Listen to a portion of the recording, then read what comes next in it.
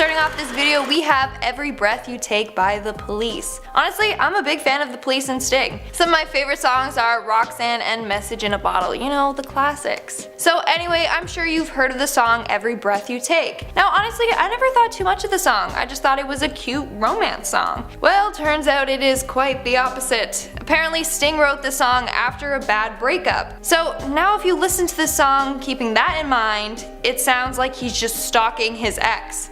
Like, just listen to these lyrics. Every breath you take and every move you make, I'll be watching you.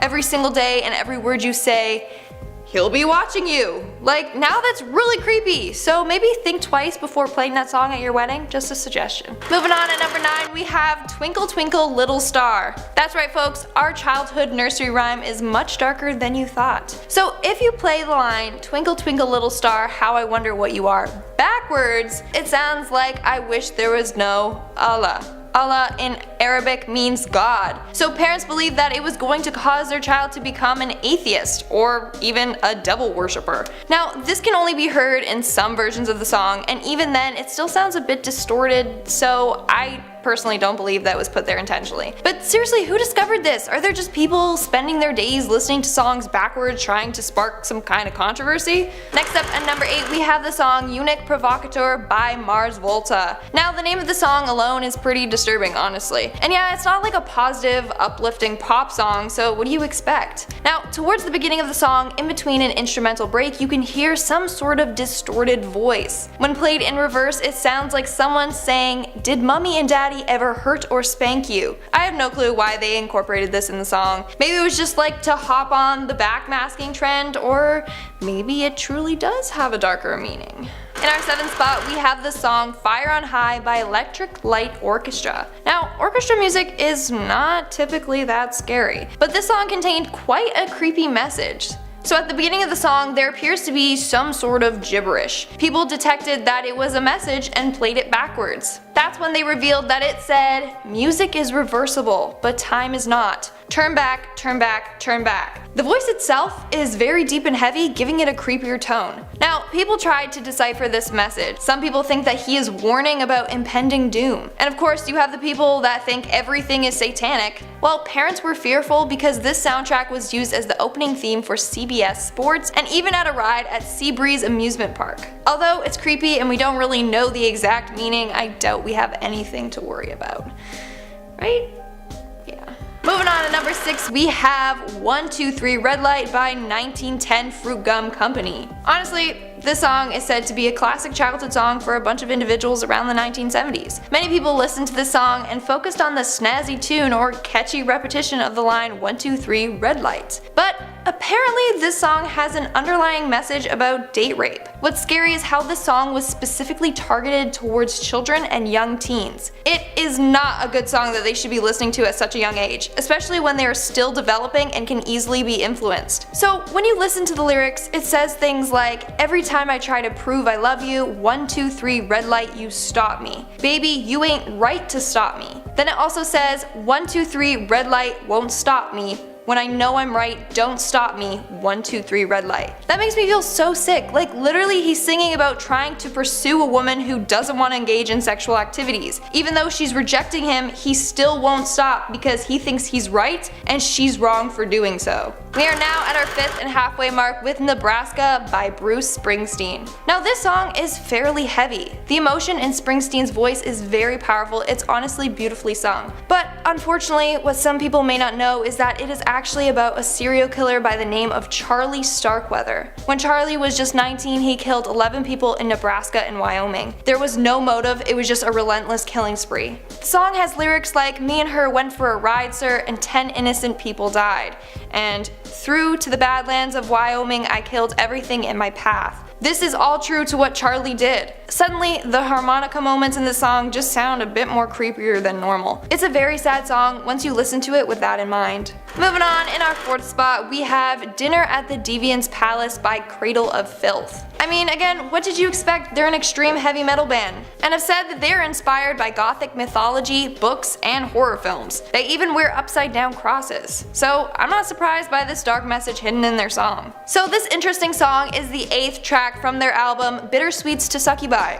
So in the song, when it's played in reverse, you can hear a young boy reciting the Lord's Prayer. The young boy's voice is eerie with like a static effect over it. It sounds almost like he's possessed. Now, apparently, when a Lord's Prayer is recited backwards, it can be used to summon demons. So maybe be careful next time you choose to listen to this song. You might receive more than you bargained for. In our third spot, we have Hate Your State by Choking Victim. Now, Choking Victim is a punk rock band with songs like Born to Die, No Gods, and In My Grave. So obviously their music is going to be more darker and involve more mature subject matter. Now, in their song Hate Your State, there's a whole secret paragraph that they included. This message is inserted at the beginning of the song and at first just sounds like the singer is struggling to speak as if he's choking. So some people just overlooked it, thinking it was an artistic choice. However, other individuals knew that a message was hidden there, so when played backwards, it says, "You think you are alive, MF? You're just the walking effing dead. You're stepping on my back to stay alive. West Coast, East Coast, you're all a bunch of effing fools." Then it tells the listener to kill themselves and hail Satan. But then it ends with him saying, "Good night boys and girls, pleasant dreams." So I guess that's sweet, I don't know. But seriously, I know they're a more hardcore band, but that message is a little too scary. At number 2, we have Led Zeppelin's Stairway to Heaven. Now, believe me, when this one is played in reverse, it sounds more like it should have been titled Stairway to Hell.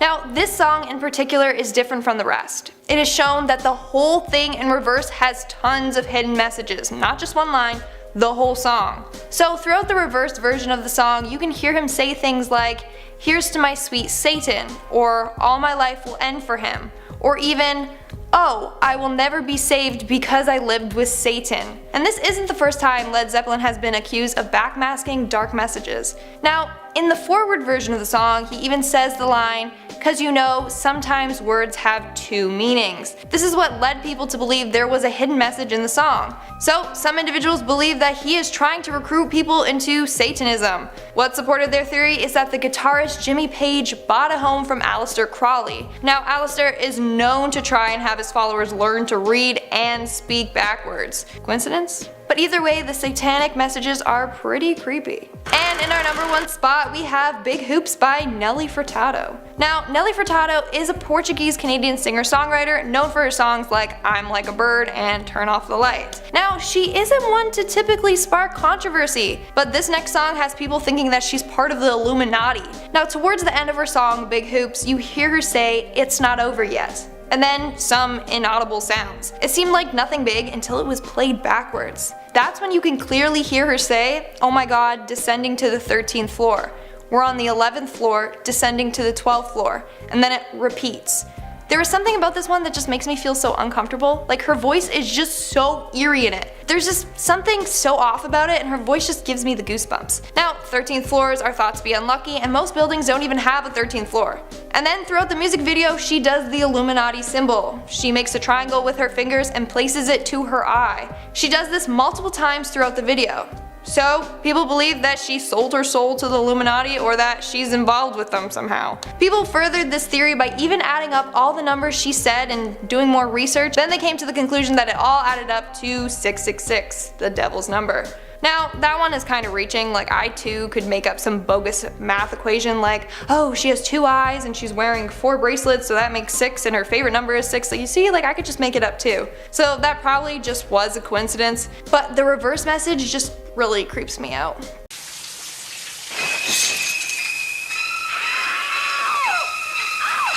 At number 10 we have Snowblind by Styx. Alright, we're gonna kick off this list with a classic song that was at the tail end of the Satan and rock and roll movement. This song came out in 1981 and punk rock was about to switch the focus of the devil being in music to delinquents wanting to start an anarchist movement to overthrow the government. Maybe news outlets should stop blaming music and musicians for civil unrest and focus on the billionaires that are crippling the economy and social services and using their wealth to hang out with people like Jeffrey Epstein and do horrible things with minors. But this is a conversation for another video. This Styx song became a hot button of discussion because when you play it in reverse it sounds like the lyrics are saying Satan moves through my voice. Let's have a listen and let me know what you think. Try so hard to make it so Satan moves The word Satan sounds pretty clear, and I think that's what got eyes focused on this song, but the rest of the sentence seems like just a jumbled mess. But that didn't stop the PMRC from using this song as an example of why albums need stricter labeling. At number 9 we have Queen with Another One Bites the Dust. Now we're going to move a year back in time to 1980. Another One Bites the Dust is of course the Queen hit that is one of the greatest fight intro songs ever. When Floyd Mayweather used this as his entrance music against Arturo Gotti, it was just mean. Theme music for the ultra-confident Floyd Mayweather. He has a spectacular smile, and the Gotti crowd responds to the mode of transportation. But other than a great song to play right before you beat someone into a bloody pulp, it's also thought that this song has some subliminal messages in it. The accusation is that when you play it in reverse, it sounds like the Queen song is saying it's fun to smoke marijuana. Let's have a listen.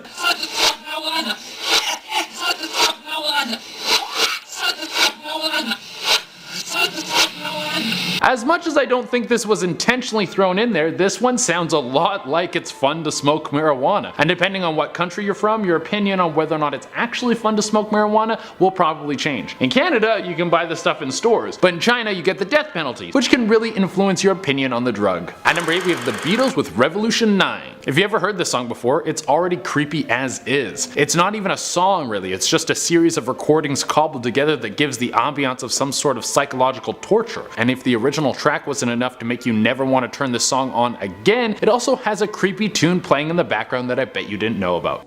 Number 9, number 9, number 9,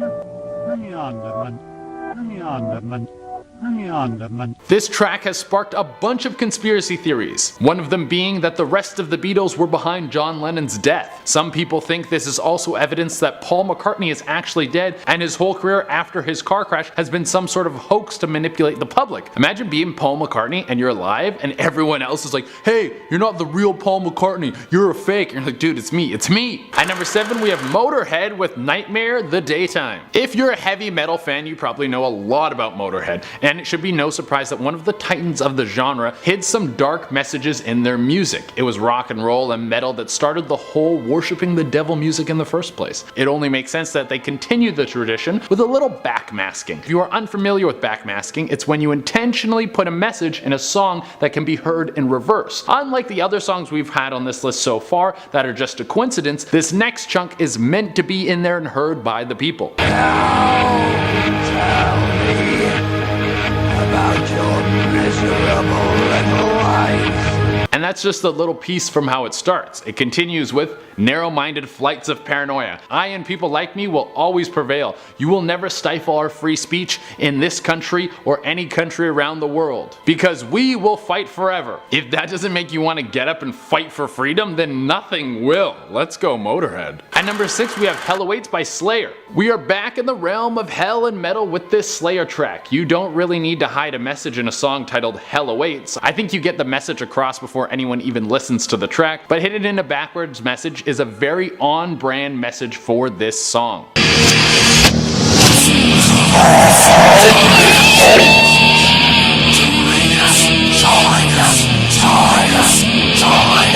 When the song is played forward, those voices just sound like demonic ramblings, but when you flip them over and play them in reverse, the clear message of recruiting people to the Dark Lord is right in your face. Slayer wants you to join the Dark Army and probably do health stuff. I don't really know what that means. It could be sacrificing a virgin in the moonlight and summoning one of the kings of the underworld, or just a nice potluck. At number 5 we have Grim Reaper Final Scream. The band and song title are both fear-inducing, and it's no surprise that there is a creepy message lurking in the shadows. At the beginning of this song there's a bunch of grumbled noises, but once you play them in reverse you can hear them clear.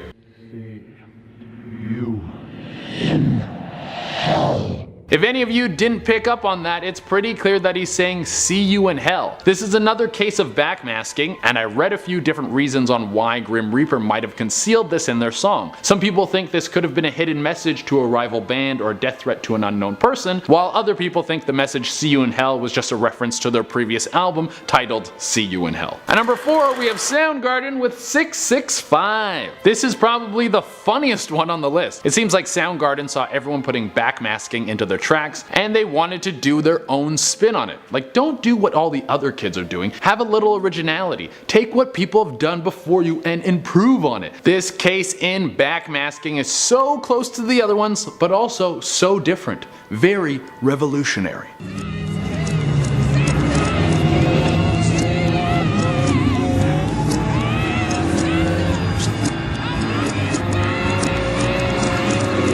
You didn't hear that wrong. He is saying Santa is king. Not Satan, but Santa. Trust me, you aren't mishearing this. If you don't believe me, later in the song he says, "My Christmas king." But if you really are going to praise anyone as your giant savior, I would pick Santa. He travels around the globe, dropping off presents for kids, and is the poster boy for body positivity. The guy hasn't tried to get in shape for like 500 years. Also, I'm a big fan of Christmas. Wrap me up in a comfy sweater and feed me gingerbread until my blood sugar is at nuclear levels. And I'll be happy as an elf becoming a dentist. I support the backmasking in Soundgarden, for sure. And number 3, we have Deep Purple with Stormbringer. Next we have some backmasking that has a movie tie-in. If you've ever listened to some old rock and roll or metal and you hear some demonic gibberish at any point, you might want to play it in reverse. Based on this list, there's a good chance that there is some twisted lyrics on the other end. Except for that Christmas thing. All hail our Christmas Lord Santa. May he forever bring us presents and enough turkey to make 1,000 turkey sandwiches. In the song Stormbringer by Deep Purple, there's a chunk in the song at the beginning that is apparently pulled right from the movie The Exorcist. This one you're going to have to trust me on. There are some creepy backmasking lyrics in this song. I don't know if they're directly pulled from the movie, but they certainly sound like they are. The reason you're gonna have to trust me on this is because I can't play them for you on this channel without beeping them out. It's not exactly viewer friendly, so if you want, you can go Google Deep Purple Stormbringer in reverse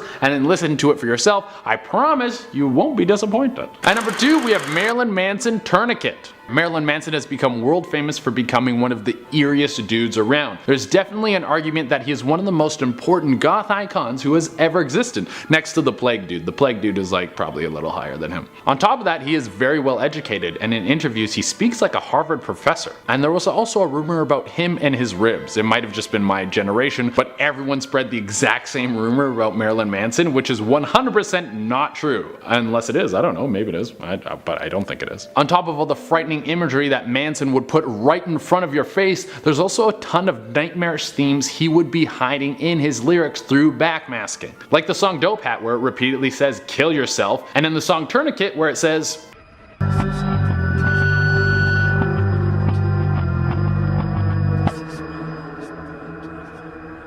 if you didn't catch that, he's saying I'm at my lowest point of vulnerability. Very dark and depressing. Are you doing okay, Marilyn? If you need some help, man, you can come hang out with me. We'll go get coffee, we'll talk it out. Like, it's gonna be fine. And for the number 1 spot, we have Judas Priest, Better By You, Better Than Me. This is probably one of the most high profile cases of alleged lyrics in reverse. First, I'll have all of you watching listen to the song, and then I'll give you the full breakdown.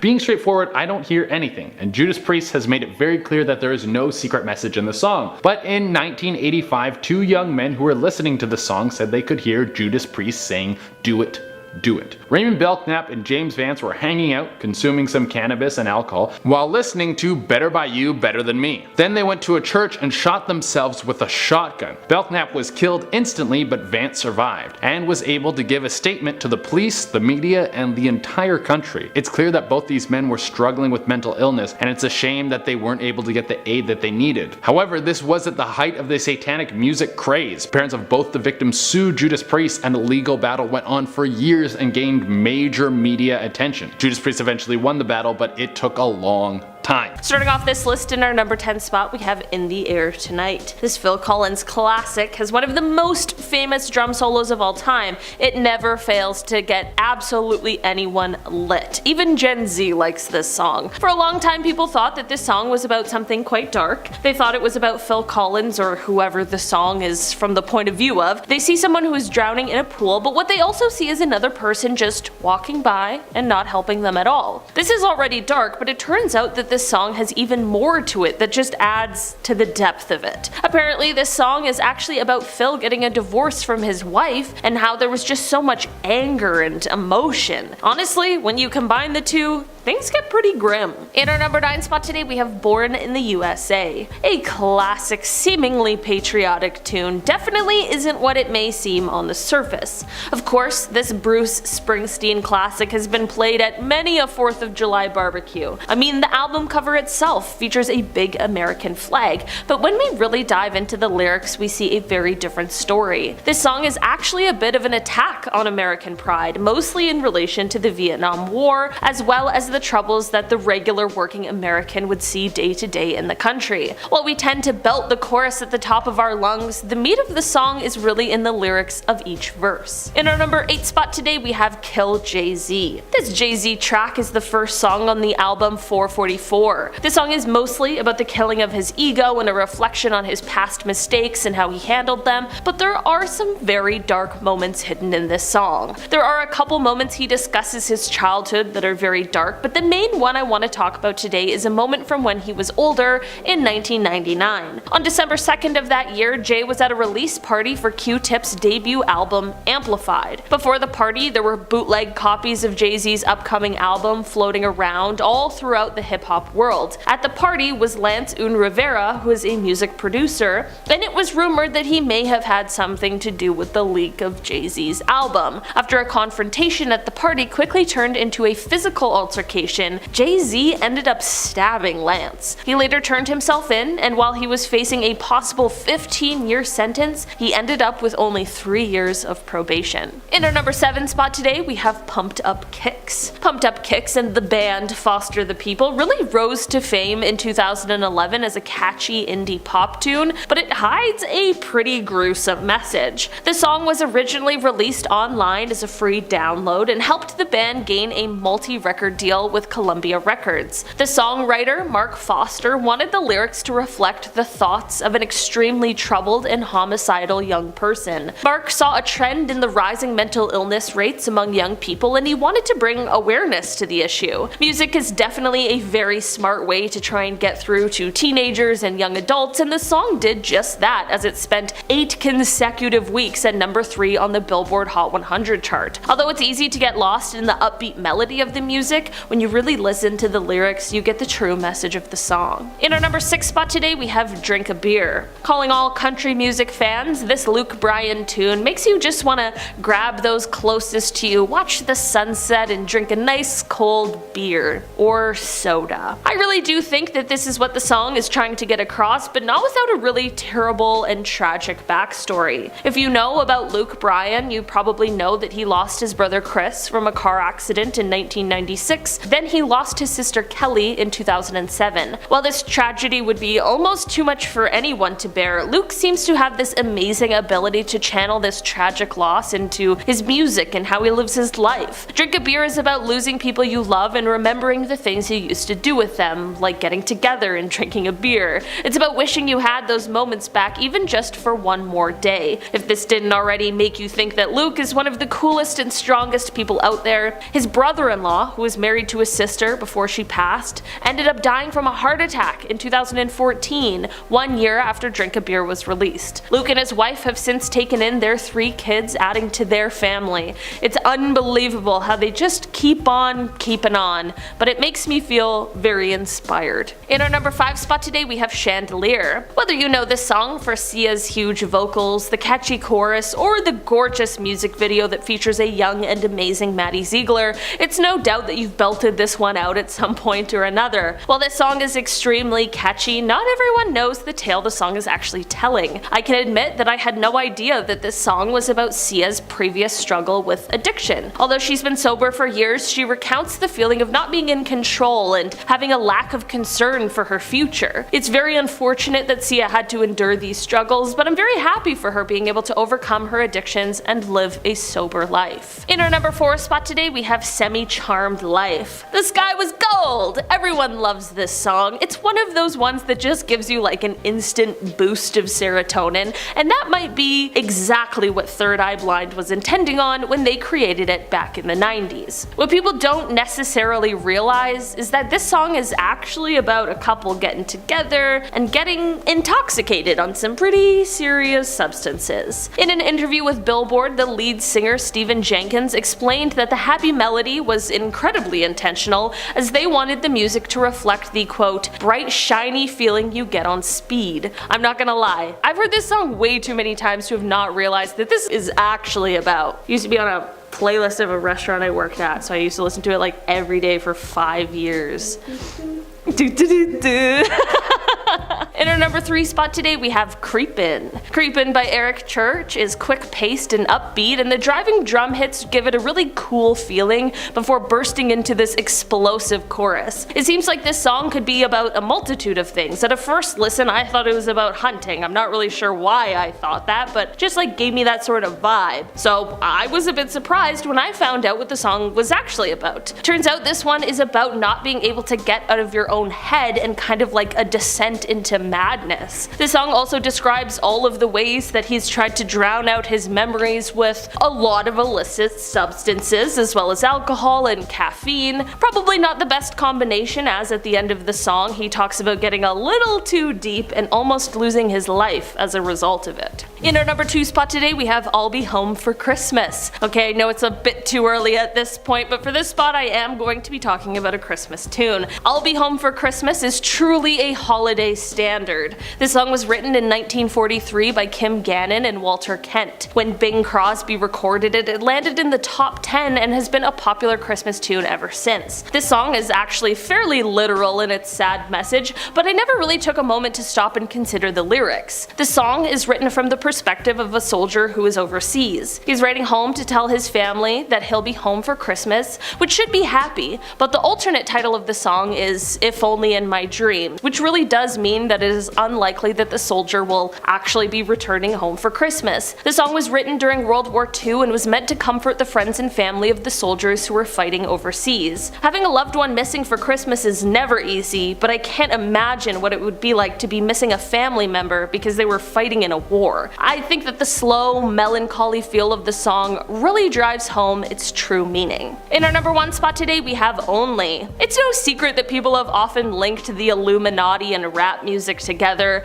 I don't entirely understand it, but there are people out there who do nothing but speculate. For this one, we are moving out of the lyrics and more so into the music video and that kind of symbolism. There are a ton of people who believe that the music video to Only by Nicki Minaj is about the Illuminati using mind control devices on people. People really believe that they have perfected this technology that is allowing them to take over people's minds, and that they are going to be using it to crack into people's subconscious and suck out their souls. This idea is said to come from the people trapped in nets in the music video, the 2 pillars standing on either side of Chris Brown that are supposed to represent light and darkness, and the butterfly in the music video that is a symbol of change, when someone morphs from one normal being into their mind-controlled self. I'll be honest, I don't get it, but it's just what the people are saying, and I'm relaying that information back to you.